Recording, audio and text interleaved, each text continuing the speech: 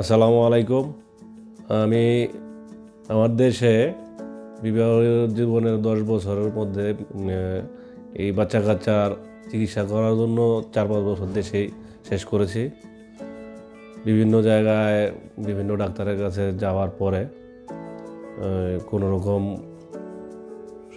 সুবিধা বা কোনো রকম সুফল না পাওয়ার পরে কলকাতা, চেন্নাই বেশ কিছু জায়গায় আইভিএফের জন্য চেষ্টা করেছি, কোনো রকম সুবিধা পাইনি। পরে শেষে ফেসবুকের মাধ্যমে ফ্রেন্ড সার্কেলদের বিভিন্ন সহায়তায়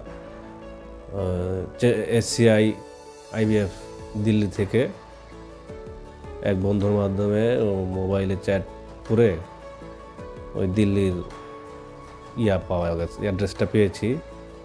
পাওয়ার পরে আমি এখানে এসে চিকিৎসা শুরু করেছি। তো এখানে এসে চিকিৎসা শুরু করার পরে যেটা আমি পেলাম, এদের যে ধরনের আচার ব্যবহার বা গেস্ট হাউসের যে ফ্যাসিলিটি, এবং ওখানে রুগী রেখে হসপিটাল থেকে সিস্টার সবসময় সেবা দেওয়া, বা এখানে আসলে স্টাফরা ডাক্তাররা যেভাবে রোগীকে সেবা প্রদান করে, তো সব মিলে আমি খুবই সন্তুষ্ট। এদের চিকিৎসা বা এদের চিকিৎসা সিস্টেমে। আর এই চিকিৎসায় আমরা ধৈর্যটা হচ্ছে প্রধান বিষয়। ধৈর্য ধরে চিকিৎসা করতে হবে।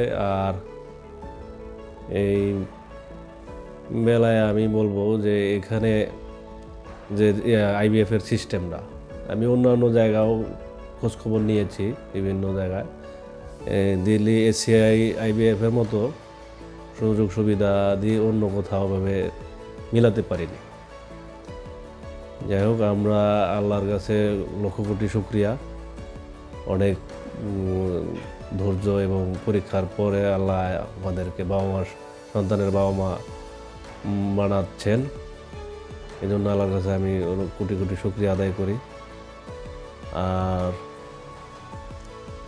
আপনারা যারা এই আইভিএফ করাতে আগ্রহী হচ্ছেন, আপনারা এসসিআই দিল্লি আইভিএফটা একটু যদি আসেন, দেখতে পারেন। এখানের সব ধরনের চিকিৎসাদি খুব ভালোভাবেই সম্পন্ন করা হয় বা আমরা পেয়েছি।